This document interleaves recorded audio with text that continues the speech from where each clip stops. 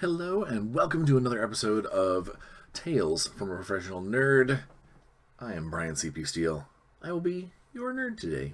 And every other day that you watch me on one of my social media outlets, particularly this channel, or perhaps the Spelljammer ongoing streaming game that we have at the Arcane Promise, or possibly at the Professional Nerd on TikTok. Who knows where you're catching this? But either way, I will be your nerd because I think that everyone should have one. If you can't be one, have one. If you can't have one, be one? I don't know. So, it's weird. It's been a long day. I'm recording at night tonight because I have been a busy boy. It has been a lot of work the last couple days in a good way. All good things. I did a bunch of voiceovers for an as yet announced project for World of Chaldea and Peter Atkinson. I did. Let's see. I'm still plugging away at novels. Got some painting commission stuff out of the way. Painted a little bit of my own thing, including a secret weapon that I might be able to use this weekend. Let's see, what else? Oh, yeah. Almost done with a super secret sci-fi miniatures game that I can't announce anything yet, but the core project itself, the core engine is done. I'm almost done putting it into readable format, if that makes any sense. You know, from my shorthand to people being able to actually play it. And get it to the client and see what he says, and who knows, maybe soon we'll be able to start pushing things forward and, you know, in whispered shadowy rooms discuss what that means. But today, you know what, I'm getting ahead of myself. What else? Played some D&D earlier this week. My crazy dancing bard or monk. Bard. Watching too many TikTok videos, which because apparently everybody on D&D TikTok wants to be a sexy bard. I don't know. I don't get it. Bards are fun, but I don't see it. I would much rather be a crazy breakdancing monk, or perhaps a insane, organ ingesting sorcerer. Who knows? We'll get more on that a little later. Yeah, let's see what else. I've got more D&D this weekend. One of my buddies is coming over for a socially distant game of Necromunda. We actually, a bunch of us kind of got together. Could have been inspired by the new video game, but we got together and we all sort of grabbed gangs and bought what we needed to get and kind of have that Necromunda bug, that little bite that says, come play, come play. So we're going to try and get our first game in. My Palanite Enforcers. That's right, I am playing the force of law and order in the hive of scum and villainy that Necromunda is. Versus, I believe he is Orlocks. So we'll see how that goes. Like I said, I'm playing D&D on Friday, and then, probably get a little work in along the way. If I can get a 40k game in this weekend, I'd like to. As that I've painted some new toys to add to my force. But yeah, no, it's just been a good week. I don't want to get into things because part of what today's episode is about is how much fun it is to get to play in other people's IPs. And I don't mean play necessarily as role play or play as in you are a player, as in getting to design stuff in someone else's, in another person's intellectual property. Well, like I said, I'll get more into that here in a minute. But yeah, no, it's just been, this week's just been good. It's been solid, lots of decent work. Couple of very important projects coming to a head, which will hopefully lead to more projects. But yeah, other than that, it's just been steady forward. You know, the week in Bryan is a normal everyday week this week. Nothing out of the ordinary that I can expressly say aside from, yeah, really some video games got some cool updates this week. Fallout 76 just got a whole lot harder. The new Necromunda video game is a little buggy. The AI is kind of stupid sometimes, but overall, fun game so far. I look forward to getting some more downloads, getting some more gangs available. That would be pretty cool. And then I've been playing a lot of Sea of Thieves, which is a great game. If there is ever an open-ended sandbox game that requires that I think that people should give attention to, Sea of Thieves is it. Yeah, there's a handful of jerks out there that every time you get into a server, sometimes like, oh, this guy's going to blow us out of the water every time we turn around. But overall, the game is so large and so immersive, and if you've got a decent crew, a well-practiced crew, you can avoid a lot of the troubles and stick to doing your quests and doing your tall tales and doing the quest of the month or whatever. And very recently, my son Connor, who's going on 12, has been playing a lot of Sea of Thieves with one of his best friends online. And the other night, he actually got to, this is the first time he got to sail on a crew with me and one of my friends and one of my best friends. So it was neat. I play a lot of games with Connor anyway, tabletop games, video games, and whatnot. But this was the first time that we, aside from Fallout, that we had really been on like a partnered up sort of thing. Because on Sea of Thieves, if you're, itch my nose, when you're on Sea of Thieves, you're part of a ship crew, and if you're not there to play with your crew, like help them out, do the same things, your game will be short-lived. Your ship's going to get attacked, your ship's going to get sunk, you're going to have to reboot, so sorry, my allergies or something is kicking me in the butt.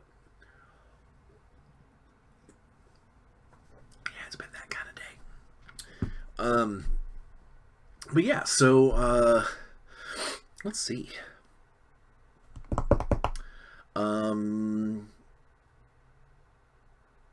Yeah, I got some decent news from a rep for an additional project that has yet to gel. So it's not even ink on paper right now. It is still just kind of verbal. But if that comes through and happens, I'll be pretty psyched. That not only could be a decent chunk of money, but very good exposure if that comes together. So fingers crossed, fans of the nerd out there. All right, so let's go ahead and get into it before I lose track and get off on a tangent and go out into the middle of nowhere land. So before we move forward into how fun it is to design and play with someone else's IP, is this awesome shirt from our friends out at Armor Class 10, the sponsor of the show. This is the Waterdeep Surf Club shirt. It shows, some kind of elf getting ready to surf, and an elf and a dwarf getting ready to surf, and there's a kraken, coming up. It's pretty cool. Again, it's a cute little thing that you might not, like, if I saw someone walking down the hallway at the mall and wearing this shirt, at first glance, I might not realize that it's a gamer shirt. I might go, oh, and then, later I'll be like, oh, Waterdeep. Get it. But I thought this shirt kind of inspired me today because just like if you were playing in a game that was revolving around Waterdeep, you are playing or writing or designing or being involved in a world setting that someone else came up with, that someone else originally drafted the main stories, the main plot lines, the Elminsters, the Drists, like those guys. That story is part of Waterdeep. But then when you play as a group of characters or as a DM, or if you're in the industry or a freelancer and you end up writing for that in that topic, or even for the DM's Guild, which I'll get to DM's Guild stuff in a minute. So even that, it allows you to leave your mark within this existing world. And yeah, there's a big difference between playing a game in an existing world and writing a supplement for it, whether it's for the DM's Guild or actually for Wizards of the Coast or whatever. But in your own little microcosm, there is no difference. Yeah, one becomes officially canon or whatever, but for your game and your gaming group, that is sacrosanct. That you are in fact playing within someone else's original story, and whether or not you care about the changes or whether or not you even know that you're making changes can be a kind of a big deal. I hearken back to a Star Wars role-playing game, the Saga Edition, which I wrinkle my nose at because I did not care for that system at all. It was the basically the beta test for D&D 4 was the Star Wars Saga Edition. And I did not like how it felt. I did not like how it played. I definitely didn't like the marketing structure of how that game went together. But all of that aside, the game that we played like 2 sessions. And at the end of the first session, we were on Tatooine, and we were doing Tatooine stuff or whatever. And at the end of the second session, we had our group of miscreants. We were a bunch of basically like combination bounty hunters and rebel sympathizers. We were definitely a non-imperial force, by any. We were troublemakers more than anything. And in this one particular scuffle, we were given basically given some intel about an important Imperial target, so forth and so on, and if we could take care of it first, that the Empire would lose a great chunk of intel. Basically, we could like nip off a major source of Imperial clout or whatnot by taking care of this target. And again, we were a bunch of ne'er-do-wells, so we weren't against the idea of, plucking a blood off the rose. And so we get into this fight, this combat, and about halfway through the combat, I felt there was something weird. There was something weird about the combat that I recognized. The way that the game master, who was a great game master, by the way, the way he was describing the characters we were fighting, the situation we were in, just something seemed off. I couldn't quite put my finger on it until the very end. Basically, the last blaster shot to take down one of the bad guys. Is when it happens, he switched over into narrative mode and explained how our group had just killed Obi-Wan, Han, Luke, or Obi-Wan, Han, Chewie, and then finally the last blaster bolt killed the young Skywalker boy. And some people at the table were like, "Oh, that's awesome! Sweet, we're alternate timeline. We're doing this thing." They were just jazzed about it. Others were like, "Wait, what?" And then there was me. I legitimately got upset. Not like table flip, I hate all of you people. But I did let the game master know that I'm not comfortable with having made that giant change to the Star Wars canon. And take that as you may. Makes me sound like one of those internet soldiers behind my keyboard. You can't change the canon. I think there's a huge difference between altering, tweaking the canon, and killing 4 of the main characters in the entire saga. And the game master was really honest, and he said, well, the reason he wanted to run this game is because he wanted to run basically his version of what the Darth Vader storyline would be like if Luke and Han and all those guys had never made it off of Tatooine.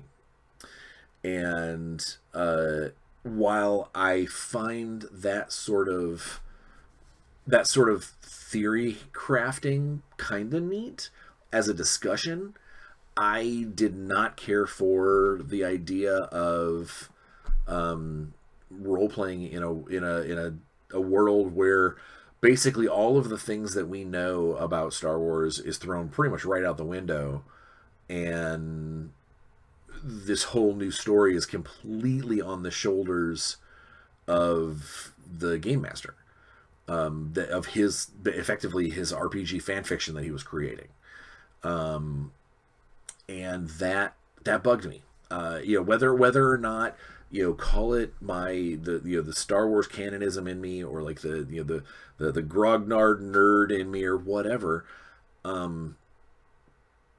I was just really not comfortable with the idea of us not playing within the story that we love, and instead running around on a path that we have no real say in anymore. Is just based off of what this guy has decided to come up with. And I think that was my first real honest to goodness run-in with a canon breaking situation in gaming, where the whole time I want to like raise my hand and be like, no, that's not how this goes.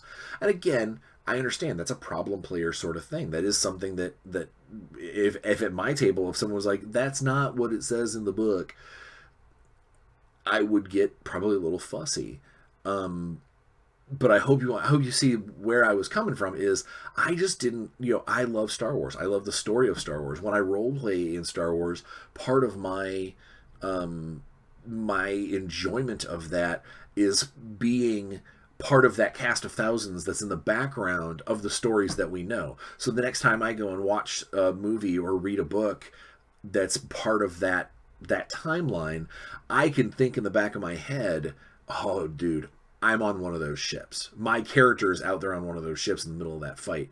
Or our guys were on that second skiff that got away from Jabba's love palace before it exploded. That's the kind of stuff that I like to have in my heart and in my head when you're playing within a canon world. And that being robbed of that upset me, and it basically made me not want to play the game. And I don't even know whether or not the game continued beyond that second session, because I let him know, I was like, I'm not interested in playing in this style of game. And again, he had no hard feelings. I told him that it's not like, ooh, I hate your game. It was, I'm not interested in playing this style of game. Just like if I was, into getting ready to play in somebody's D&D game, and I'm super rowdy about playing like a heavily social character that's all about talking his way out of problems and whatever, and we get into the first session, and the game master, the DM basically says, welcome to the arena, most of our games are going to be combat. I'm probably going to ask him to let me bow out, because this isn't the game I signed on for. This isn't the kind of game that I wanted when I joined up. And I think there is something to be said for if you're a DM and a player comes to you and says something like that, listen to them. Don't force them. Definitely don't guilt them into playing. You never want somebody playing at your table that doesn't want to be there, because it will show. But I digress.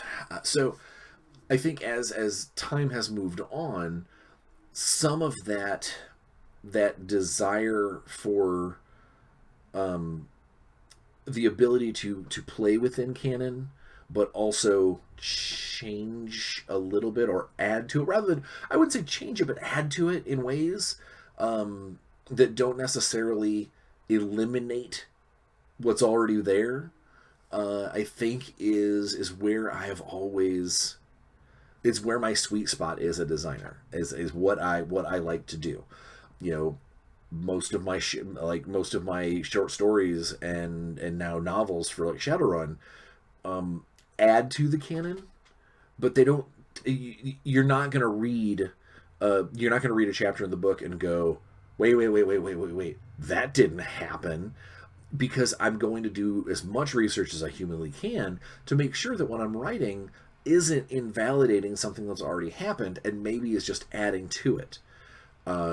Same thing with design work. So I had mentioned my my DM's Guild project, which I'm getting. The art is coming in. My artist Kelsey, she is killing it. I got 3 new pieces this last week, and almost, I want to say each one is better than the last. Like she's just knocking it out of the park, and what that does is that it gives me a really good feeling about the project, because I hope that by the time my wife, who is a graphic artist, is going to make the amazing layout and put this thing together, and then we're going to use Kelsey's illustrations and then my rules and background, I'm hoping this is going to be a really, really tight product. Not only for the money, obviously money's nice, but it's all part of it is also just because I want it out there in the world. And this is again part of that canon thing. Is it's a DM's Guild supplement, which means it's official as far as the DM's Guild is concerned. And it's and just like anything else, it's official for you if you're the game master that downloads this thing and goes, oh my gosh, I want to play a capoeira monk. I want to play this way of rhythm and flow. This is what I want. Then you include it in your game and it becomes part of your canon. But what I don't want to do is I don't want to design a bunch of classes or a bunch of class paths or anything like that completely invalidate other stuff, or basically, I never ever want to start something with this redacts this, because part of me never wants to step on another creative's toes, unless of course it's a project situation where we're making a new version, which we'll get to Warzone in a second. I know some of you guys are watching specifically because I said I've got some cool Warzone news. Part of why we're talking about doing canon stuff within the IP is because I'm going to spend a good chunk of this talking about some of the stuff that we're doing with the Warzone game. So stay tuned. I just want to talk about some other things first. But yeah, it's like this DM's Guild project that I've got going on. It's one of many. I'm hoping that if this one goes well enough and it makes enough money that it'll pay for the illustrations for the second one and so forth and so on.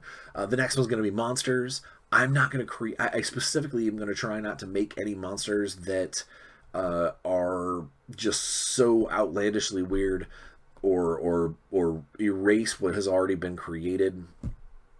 The idea is to have more, not less. And that's what I try to do with anything that I design or that I write. Is I want more options. I want more story. I want more feelings of, oh my gosh, that's a thing that could be happening in my world.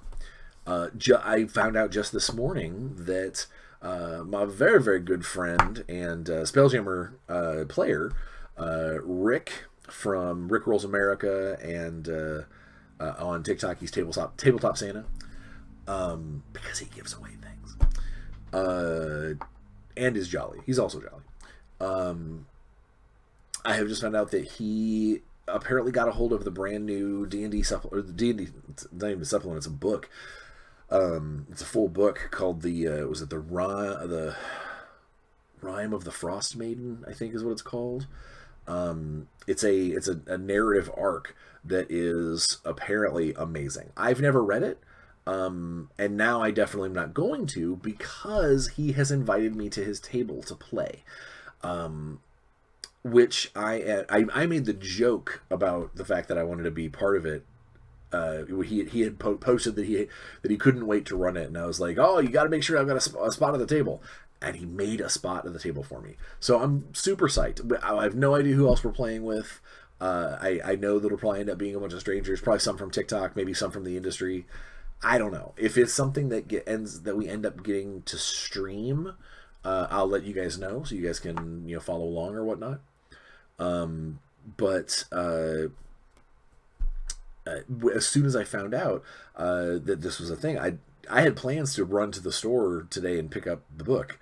I chose not to because I don't want to be that guy. I don't want to be the person who knows all the monsters back and front. Who that's like, oh, right up here next to the glacier, be careful, dex check coming up. I don't want anything like that. I want to be surprised. I want to have to try and figure out all the puzzles. And I have no idea what... I have some inklings of what I want to play, but I have no idea what I'm going to play. And one of the things that... to bring us back to what the whole canon and the story is that I don't know the arc behind Rime of the Frostmaiden. I don't know what sends us up into the frozen north. What's the plot hook? What's the reason for being? Why are our characters doing this? I don't know any of that stuff, and Rick will let me know. But until then, I am very hesitant to get my... Oh, excuse me. I'm very hesitant to get myself all jazzed up about a particular class or race, or position within the party, because I have no idea what we're doing. And I know while there's a few things that I would like to be able to play, if Rick looks at me and says, yeah, that doesn't really fit, or if I hear the story and go, yeah, that really doesn't fit, then I'm not going to do it. And that's just, that's not it, because I don't want to have to shoehorn something super crazy and weird into the existing canon of this written adventure, this module book. But hopefully it will be something that we can figure out, and maybe in a typical D&D fashion everyone will probably be welcome, but I want to try and make something that fits as close as possible. But that was good news I found this morning, is that I don't know when that's going to start, and I'll let you guys know when I know what's going on. But I've got a couple of character ideas that hopefully I'll be able to use. I don't know if it's going to be on Roll20, or if it's going to be on Twitch, or it's going to be on YouTube. I have no idea.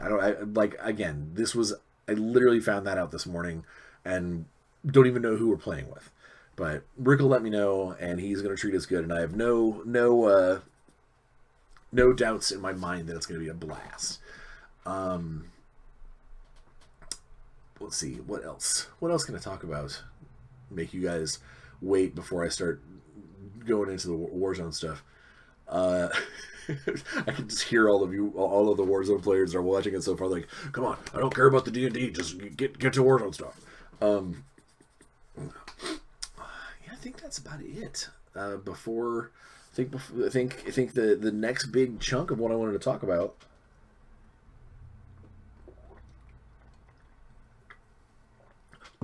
is D&D, or his Warzone. So part of where this topic came from today, of wanting to talk about how playing and designing within an existing canon, within an existing man, my nose is, maybe it was a Red Bull that's making my nose itch, is you have to understand, especially if it's an existing canon that has been going on for a long time and has a fan base, you have to understand that anything that you do is going to be put under scrutiny. They're going to be watching what you're doing. They're going to be looking into how this might fit as a puzzle piece into an existing, into old versions of the same canon.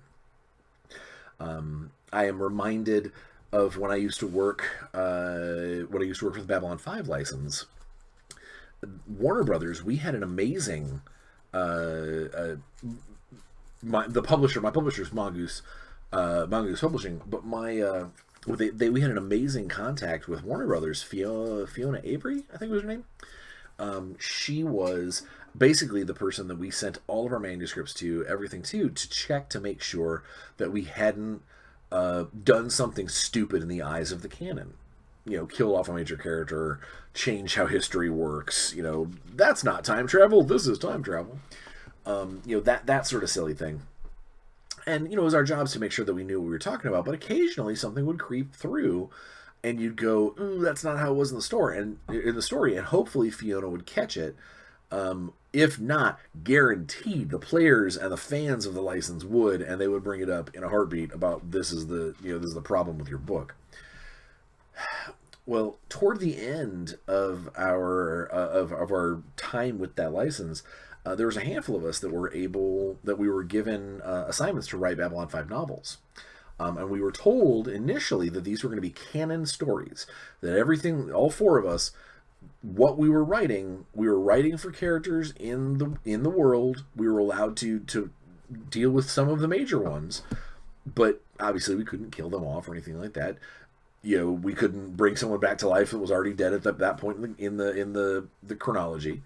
And I remember being 25,000 words into a 70 to 80,000 word novel, and finding basically like a almost like a Wikipedia article, but it was like on like a Babylon 5 fan site that mentioned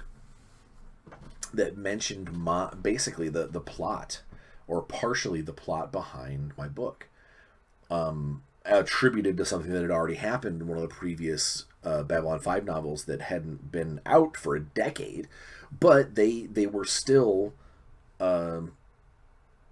they're still canon. They no one, JMS had never said nope, these don't exist. Warner Brothers said nope, these don't exist. That never happened, so those were out there. And so I got a hold of that book and read it like in 12 hours, just hammered that thing out, and realized that I needed to go back and make some pretty major changes, because my primary event in my book, like my climax event, was something that had already happened. I mean, it was cool that another author had thought about the same cool thing that I did, so that was, I had some validation there that's like, yeah, we had good ideas. But it did mean that my book required, not completely rewriting, but there was a lot of, I had to go back and redo a bunch of stuff and change where I was going to have the rest of this book go, because I didn't want to be that guy who gets this book published and then everyone in the Brothers like, this doesn't make any sense. What about this? What about this one that was out back in the late 90s?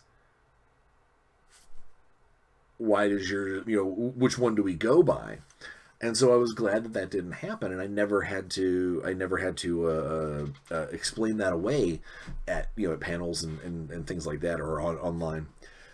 Now, the drawback to all of this is that before the novels actually ended up being published, the creative efforts at Warner Brothers, including Straczynski himself, the creator of Babylon 5, stepped in and apparently was very upset that he was not consulted about what we were doing and what we were adding to the canon.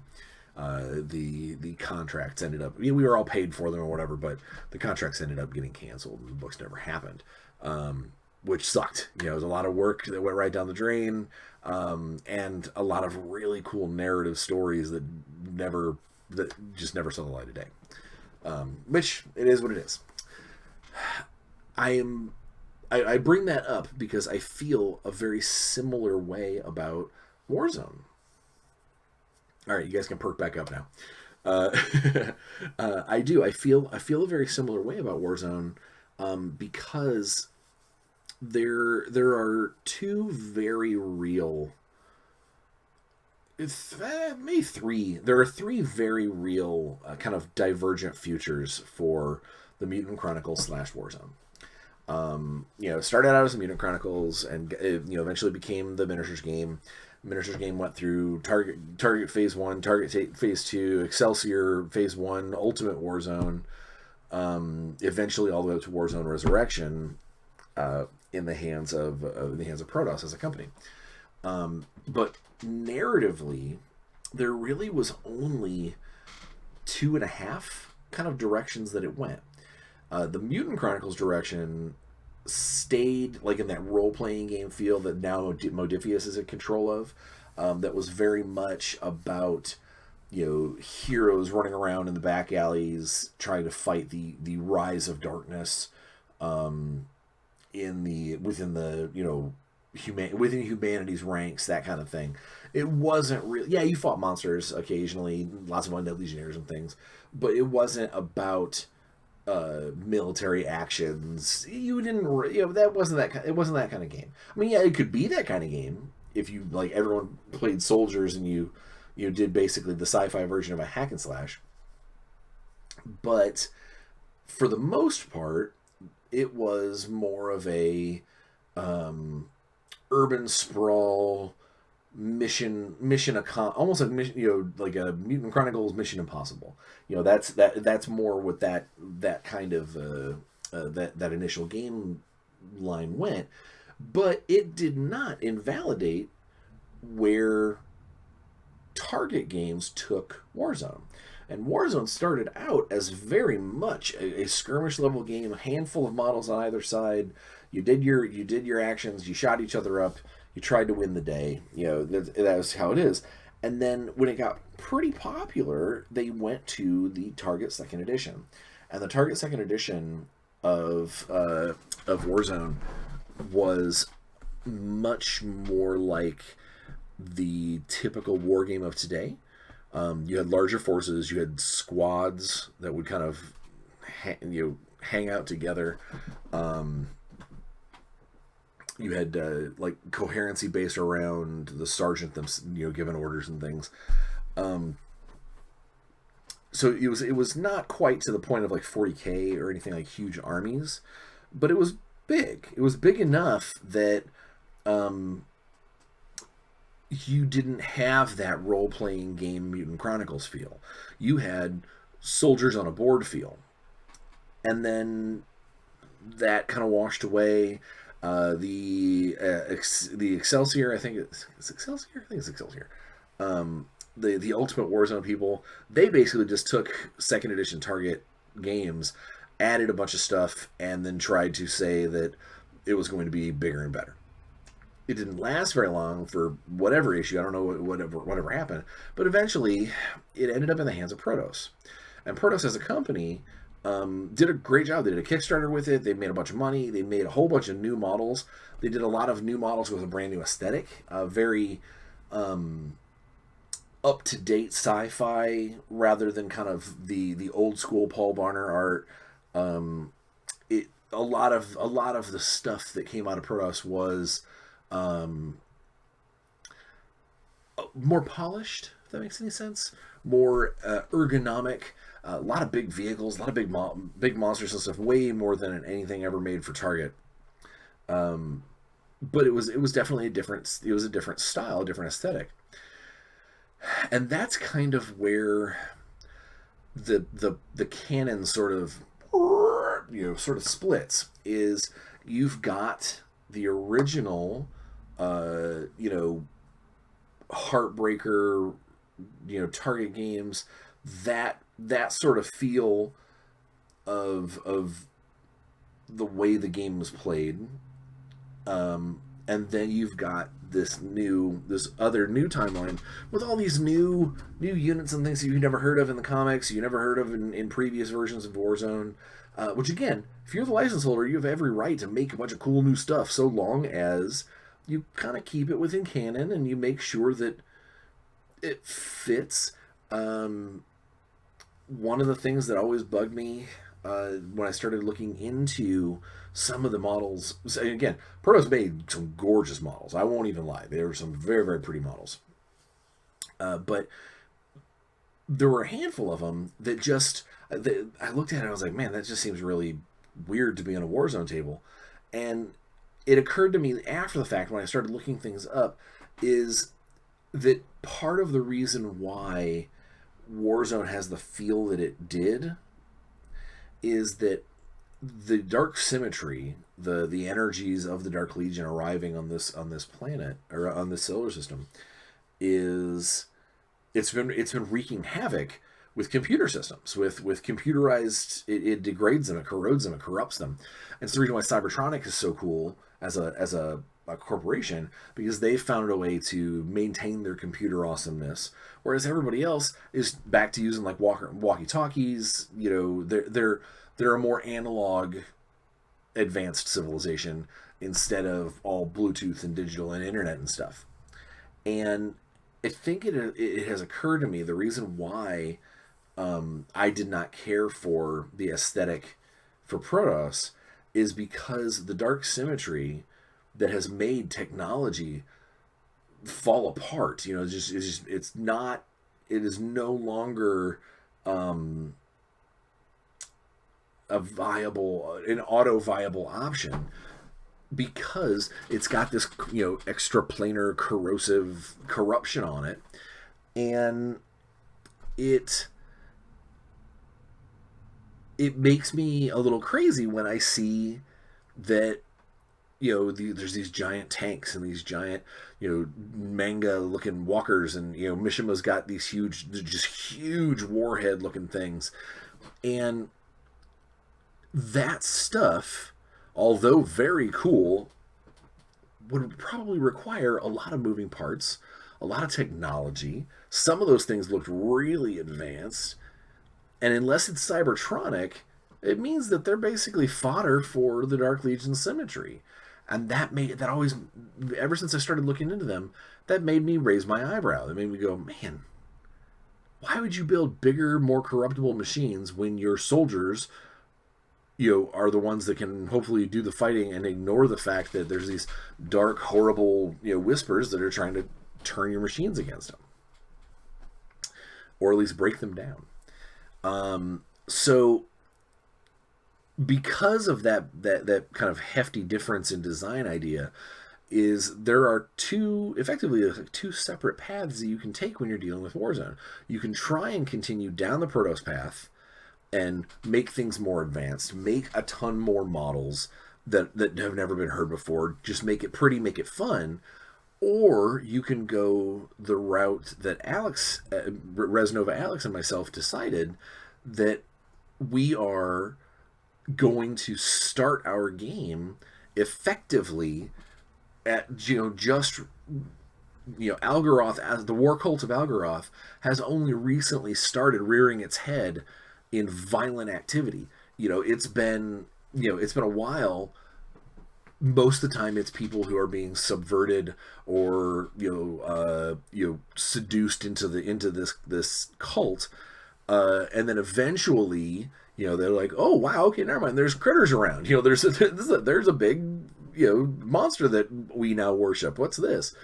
So that's one of the things when you get into Warzone, our new game, which I almost just said the name of, and I don't want to do that. I could go ahead and tease it. I am not going to do that on my YouTube without Alex's full say so, and without being able to show you guys the actual logo. Because when we get the logo finished and fancy, then we'll tell you what the actual title of our new Warzone game is. But for canon wise, for the story wise, we wanted to make sure that we weren't just picking up where someone else left off, because we felt that actually is probably the reason why Protoss went so far forward with the technology and things, because they moved the story ahead as well, which is awesome.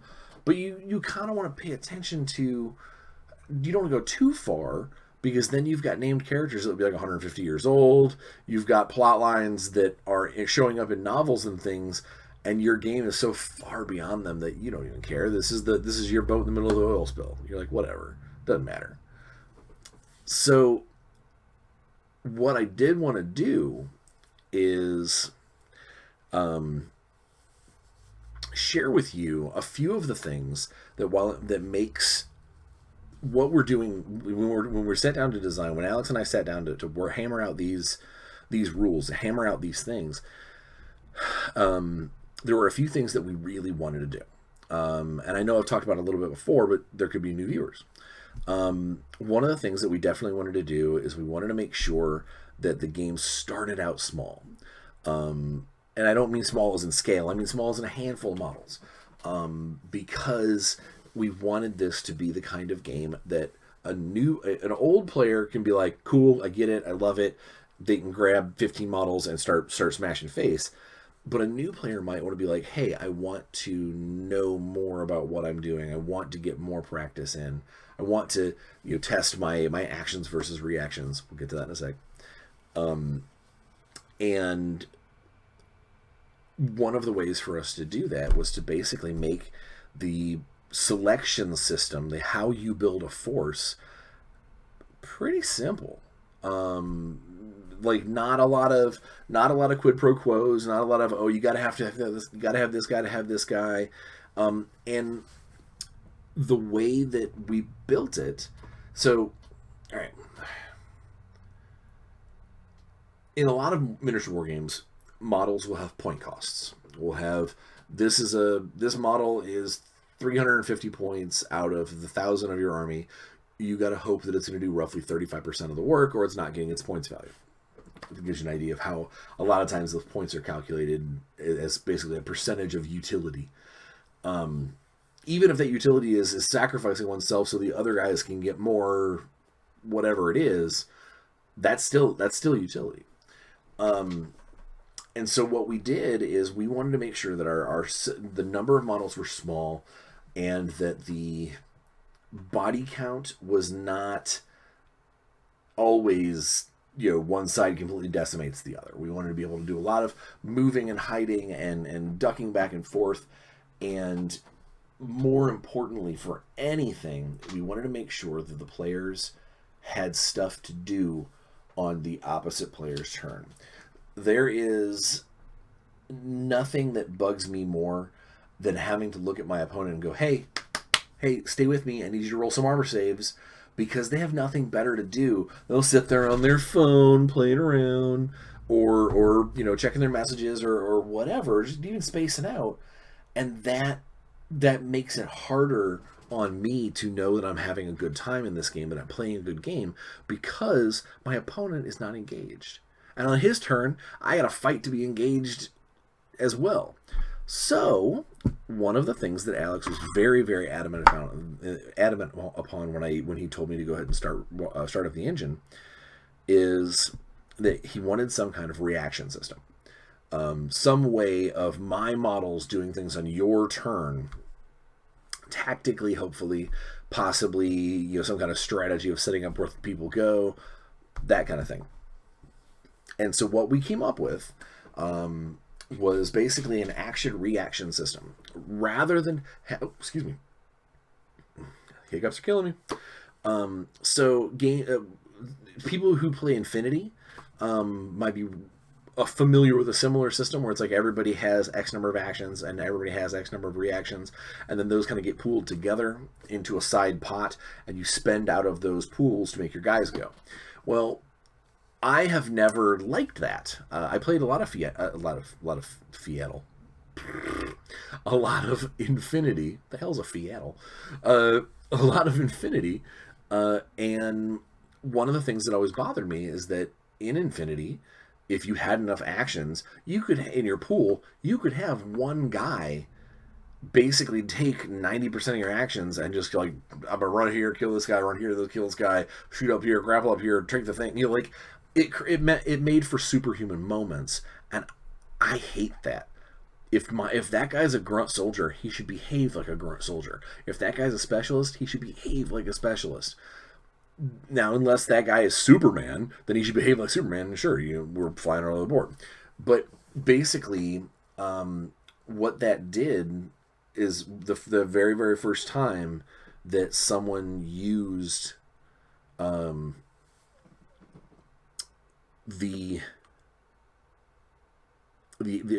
us, the action reaction system we're outside of us, obviously. We're the playtesters, and I had been holding off telling you guys about how it worked until we had heard back from the playtests, because again, everything is always subject to change until it's actually finalized and in print. But I didn't want to give you guys any false information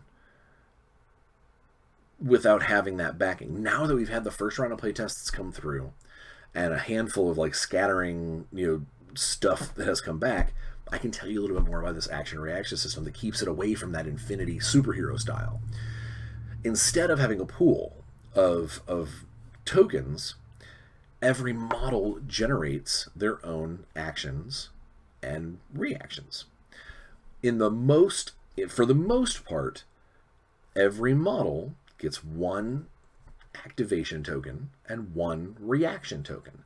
There will be special rules, there'll be special instances. Certain models that are more aware than others might have multiple reactions. Certain models that are far more expensive when we get to like the escalation level of things might get to act more than once a round because they're worth that many more points on the battlefield. And to give the feel of that thing doing its job, it might have more than one action. So these are things that can happen. But basically, the way that the action reaction system works is when you go to move your guy, you spend your activation token. Your activation token buys you 2 standard actions and a free action.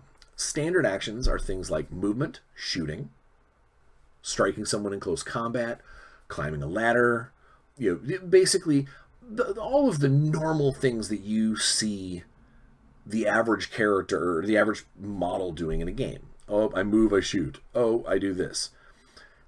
Free actions are things that are sort of second nature to a soldier, and there are special abilities that turn some standard actions into free actions depending on this type of soldier you are. For instance, if you were, let's say, a heavy trooper for the Blood Berets, this big old heavy machine gun. Normally, when you shoot a big old heavy machine gun, it takes a bunch of penalties to hit because it's doing this all over the place. Unless someone takes a standard action to brace themselves. Brace themselves is, they dig in their heels, they plant that thing in their hip, they're like, we're ready to go, let's rock.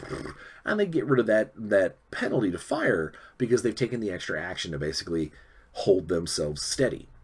Well, a heavy soldier, someone who is dedicated specifically to using those heavy weapons or those kinds of weapons, might have a special ability that says, this particular guy braces as a free action. And so what that means is that when you activate your guy, instead of taking, I brace and I shoot, this guy can go, all right, I move up to cover. I take my free action to brace because I've got the ready stance special ability. And then on my actual second standard action, I let hail a flailing line of bullets to take down some people at a higher percentage to hit because I'm not rattling because I can brace for free. So that's some of the action economy comes from what type of character you are, some of your special abilities. But for the most part, everybody gets 2 standards and 1 freebie. And the freebies are very specific which ones they can be. Reaction tokens, you also come with. Most models come with them. The reason why I say that is because there are some models in the game that are either too dim-witted or somehow incapable of paying attention to their surroundings. They don't get reaction tokens. They get their regular activations. They can still be told what to do, but they're just not quite so they're not quite going to pay attention on the fly. But the way that you use a reaction token is on your opponent's turn, based off of the actions that they're taking, you can spend reaction counters to take actions. Or let's say that someone's shooting at you, you could spend a reaction token to try and dodge. So that's basically the action economy of the system. Is when you plan to use these tokens, let's say someone's shooting a grenade launcher at a Praetorian Stalker shooting a carcass grenade launcher at a Desert Scorpion. And the Desert Scorpion's like, man, I only have 1 reaction token, and he's got an Undead Legionnaire right over there behind that pillar. I can't see him now, but here pretty soon he's gonna crawl out and go towards the objective. I want to pop him, so I'm not going to spend my reaction token against the carcass grenade launcher. I could use it to duck for cover, get out of the way, maybe not get hurt, but I'm confident because I'm a Desert Scorpion that he's just not going to hit me. And so I don't spend my reaction token. I save it for when that dude runs out to get popped. Carcass grenade launcher shoots, everything goes as normal. If for some reason he still has that reaction token because he didn't spend it, when that Undead Legionnaire takes his turn and shambles out to go grab an objective or whatever, that's when the Desert Scorpion player says, all right, I'm going to go ahead and spend my reaction to counterattack him. I'm going to pop that guy. And hopefully, he'll get the right kind of shot off and it'll deal them right away. So that's probably one of the biggest things that we did in that we did to kind of make the game newer in feel, because there is definitely a newer feeling of games that allow you to react to your opponent's situation rather than specifically. There's lots of games out there, including like the original Target Warzone game, that allowed you to spend actions to go on hold and then use your hold action depending on what's going on. But that always meant that there was going to be very little action in the game. There's a lot of hurry up and wait, wait for someone to blink, wait till you see the eyes of their whites, so to speak. And that robbed a game of its fast-paced action. So unlike in Infinity, where people have actions and reactions, it kept things going. Now, with Infinity, my issue is that you could have too many reactions to people doing things. Everybody, you were afraid to stick your head out, and then everybody would react to you. This needed to be kind of somewhere in the middle. Not everybody has an infinite pool of reactions. Not everybody can, spend a bazillion actions at once. It's a kind of a come and go, back and forth. You want to try and keep everybody engaged. And so that's where we took that original, I spend multiple actions to go on hold and then I use my hold action style of the Target game and made it into our own action reaction system for the new game. And I think it is probably one of my favorite parts of the new game. Not to be, completely, not anti-humble, but it does allow for, especially when you take into consideration the special rules that some of the characters have that might give them more reactions, when they're guarding an objective, things like that. There's a lot of that's where a lot of strategy comes into the game. And it's, do I spend my reaction? Do I go ahead and spend my action and reaction to make that guy suffer before he ever even moves? Or do I hope that he's still a valid target after he moves, and then I only spend my reaction? There's lots of things that make this system far more tactical than, in my opinion, than any of the ones that came before it. Again, I'll throw my humility out the window. I keep mentioning things like heavies and sergeants and things. One of the things that we did, I don't want to say change. I mean, it is definitely a change. But the older games, especially as Target took Warzone into that squad, where it was more of almost a battalion, is squads of guys fighting. Whereas like you had your jungle commandos and the Commando Capitan all together running around doing their thing. You had the Martian Banshees and the Martian Banshee Lieutenant running around doing their thing. What we've done is, rather than having, you could totally even in the small game, you could totally choose to field an entire force of nothing but Blood Berets or nothing but Martian Banshees. Like those can be the guys that you've chosen to take the regular troopers of, because that's how they're the way that things are purchased. All right, I'm getting ahead of myself. So I mentioned earlier everything has point values. In our game, we wanted it to be as simple as possible, so that way, even new players, you don't have to do major math. You don't have to number crunch and number juggle to be like, how did this happen? Ours is really easy. And again, while this is subject to some tweaking, it's probably not going to change overall because we really like how this is coming together. And so far, so are the playtesters. Basically, rather than having something be worth 20 points, 50 points, 60 points, there are 2 costs on every model. 2. There's a deployment point cost and possibly a specialist point cost. Almost everything, unless they are bigger than life or superhuman or heroic to scale, like basically they're better than an average person, they are 1 deployment point. That's all it is. The second specialist point, that is the important factor of your game. You get just as many specialist points as you do deployment points.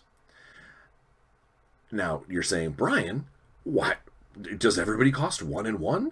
Are you saying that this is now a 10 model game if you're playing a 5/5 game? No, that's not what I'm saying. What I'm saying is a basic trooper.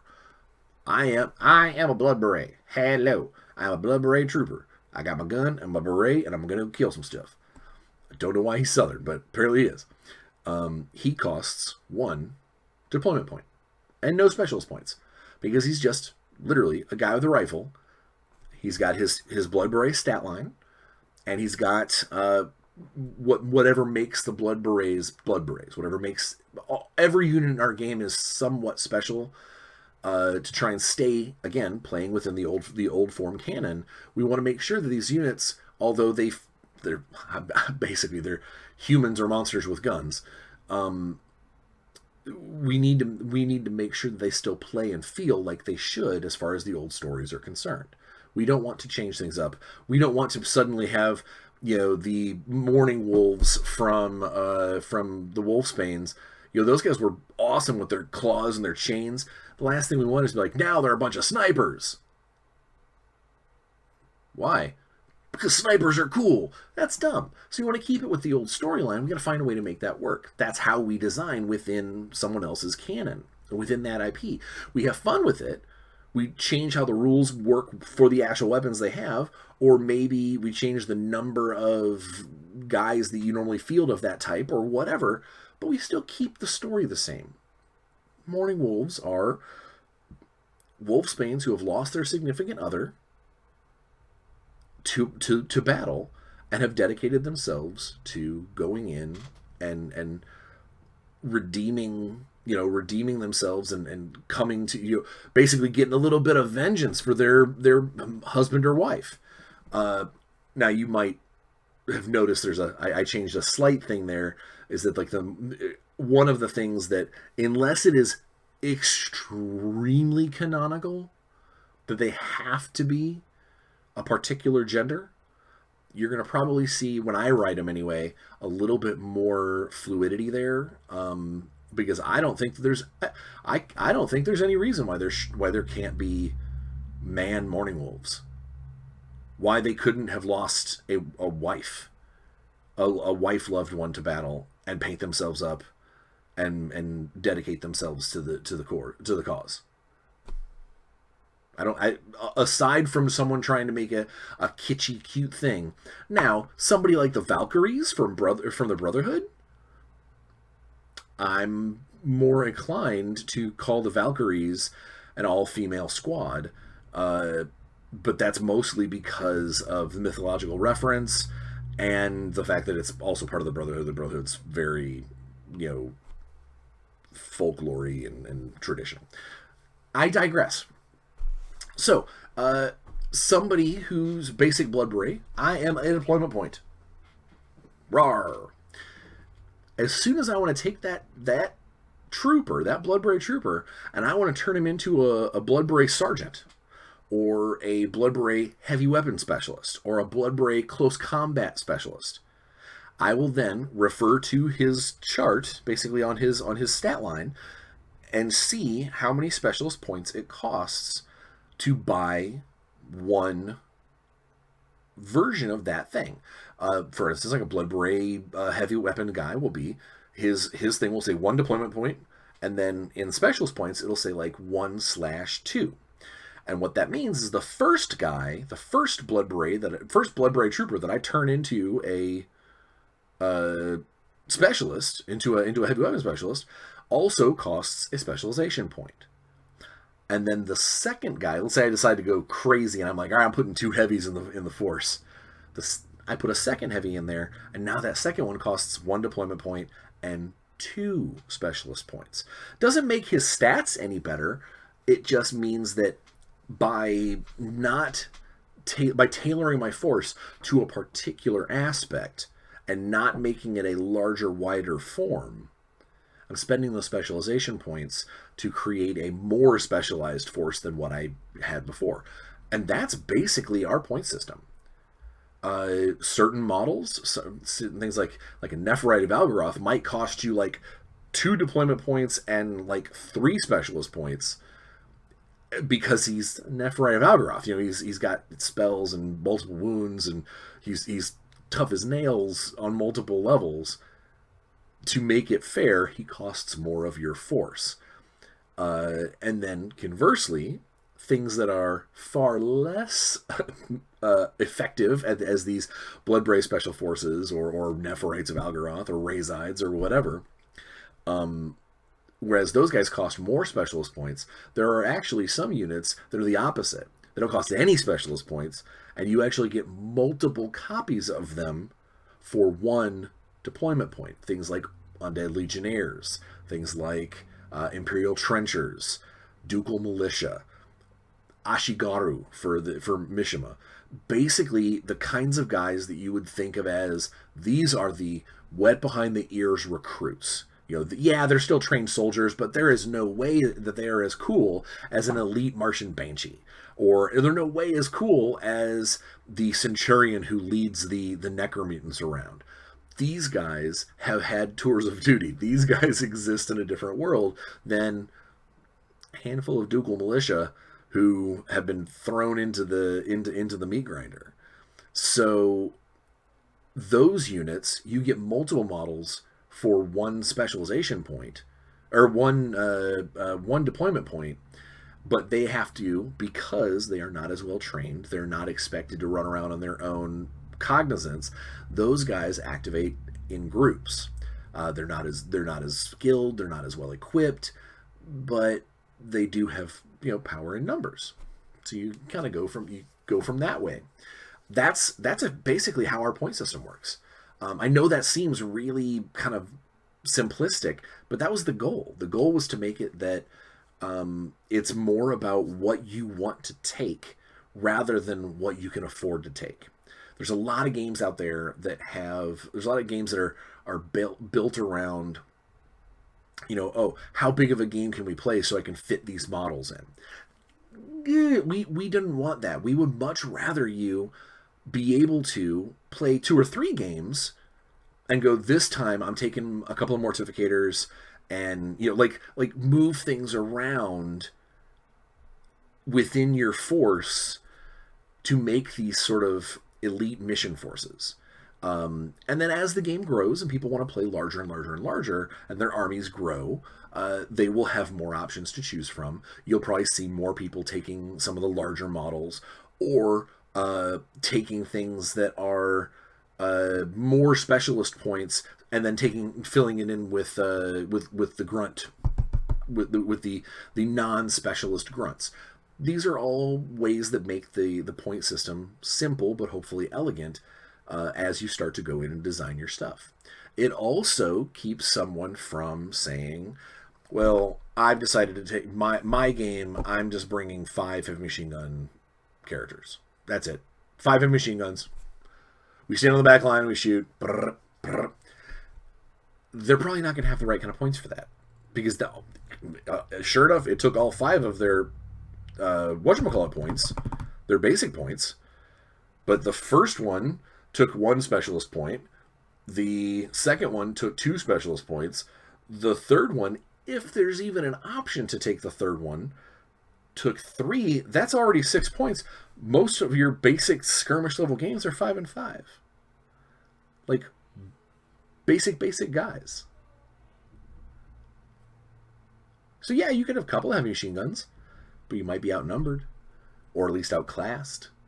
Yeah, you could take a Nephirite and just a handful of Undead Legionnaires, but I'm going to probably say that you're going to get outgunned, unless you get lucky. That's the idea behind our the way that point system is going to work. And then again, as the game grows and becomes larger, and we see more, if we have enough units out as far as actual product out for people to want to field larger armies, the goal is to eventually escalate this up into more of a battalion feel. And when that happens, there will be alternate rules to allow for larger forces, which again, we're still working on how that's going to work out. But I've already got ideas on how to make that stuff work too. But that's definitely not part of the initial game launch. That's a product for a future time. I know I'm running over, but one of the things, because I didn't want to leave you guys with being like, man, 5 points, a 5-point game, on average you're gonna have between 4 and 6 models. That seems really low. That's not totally true, because I personally think that a lot of people are going to play 10 and 10 as the game starts to get moving, so you'll have more of a force to move back and forth. But the get your feet wet games have been 5 and 5, and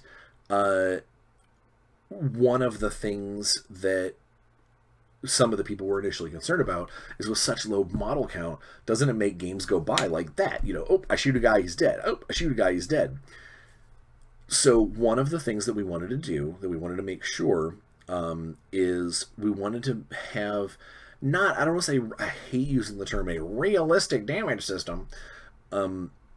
It's more along the lines of, we didn't want models to get shot 50 times because they've got... So, all right, I love 40k. I love 40k. I'm going to throw it under the bus here for a second.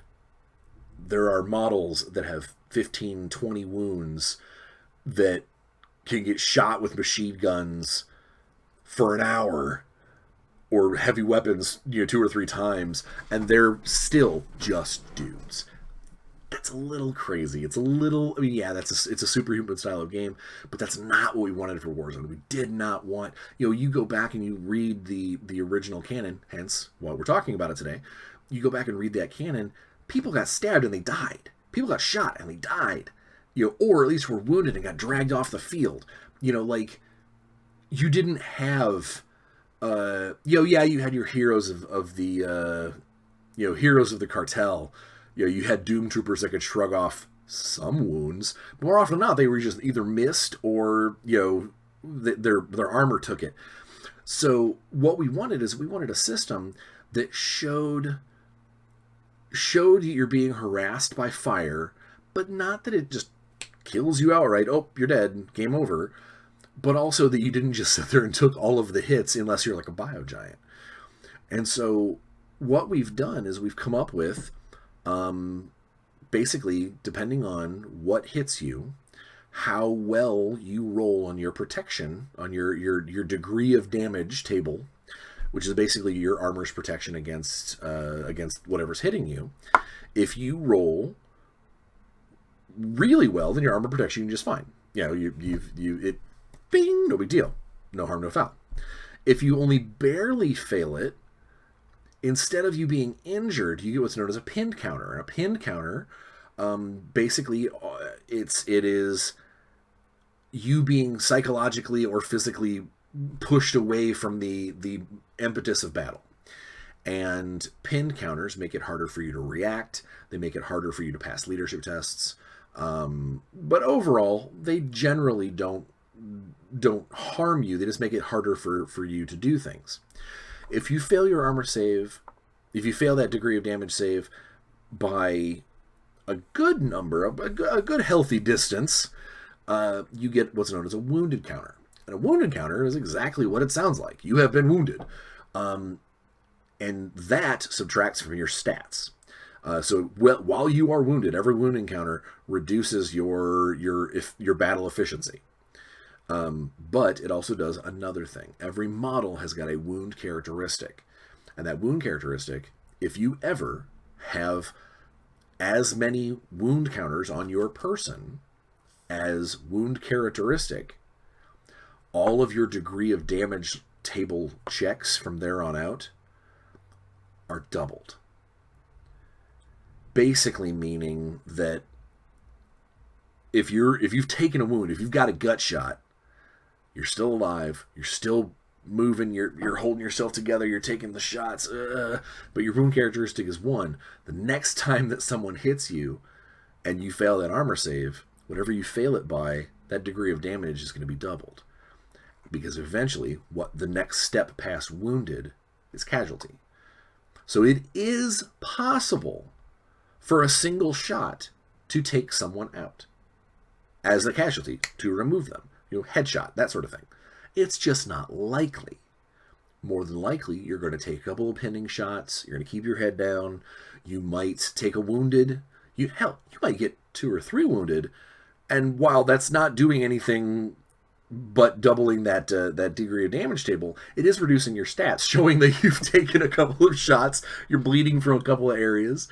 Most models, most basic soldiers, only have a wound characteristic of 1. So you can take basically 1 flesh wound before everything's doubles, and then it's a lot easier just to off you. What this does is that it allows us as designers to add in new rules based off of wound encounters, or based off of your medics. So again, I'm going over. I don't care. We're sticking to it.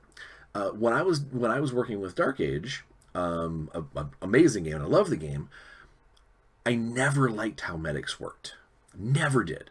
Medics gave you a bubble that basically said that if you died in that area of influence, you didn't really die. You fell over and you were on death's door until the medic either walked away from you and then suddenly you die, or until someone else shoots you while you're on your ground or anything like that. I hated the way that medics worked because it was like this semi-magical woo. Well, now with Warzone, medics do exactly what you think medics should do. They have a skill that allows them to run over and treat someone's wounded counters. They patch up your wounds. They do exactly what it says on the tin. They don't have an aura of awesomeness. They don't have, hey, stay around because I've got a medic nearby. No. If you've got a wound, I'll be there in a second. That's what you've got with medics now. Medics are far more practical. Not to mention, for the most part, medics are still freaking soldiers. And that's one thing that I think a lot of games forget, is that they make these apothecaries and they make the healer and the field medics, and for the most part they almost always downplay their offensive capabilities. Like they're all some kind of I took this oath that'll do no harm. No, you're a soldier first and foremost. It just means that you also have been trained in patching your friends together and gluing their wounds shut. And that's what these medics are going to do, is they're going to help you with your wound counters. They're going to help you with your maybe a little with your pin counters, but definitely with your wound counters. And they're not going to be able to help you if you get shot in the head. Someone has a sniper and goes, dead. And they roll on that degree of damage table and it comes to casualty. The medic's got nothing to do because you are a very dead guy. He's going to take your dog tags and he's going to give them to your next of kin. So that's what our degree of damage system does. And part of the reason why this came about, again, because we wanted a more back and forth skirmish level. We didn't want models to just die instantly every time, but we also didn't want models sticking around for an hour and a half when they probably should be very dead. One of the things, so the Biogiant is one of my favorite models. Always has been, always will be. And I can't wait until this game gets large enough where we can escalate this system and put in a damn Biogiant. I want to build the Biogiant. But one of the things that Alex and I have been using him for frankly, is a bullet shield. I've got a row of stats for the Biogiant. Not because we're going to publish him anytime soon, because I'm using it as a way to make sure when I test my models that later on, when we do add some of these big things, that these guys, that these original run, these first waves of soldiers that we're putting out with Warzone, can still hang out eternally with these large models. That it's not going to require new soldiers to be able to do enough damage to do with this guy. And so basically what the Biogiant is it's just a really big version of the Undead Legionnaire. Ignores all these pinning wounds, these pinning things, but still takes wounded counters.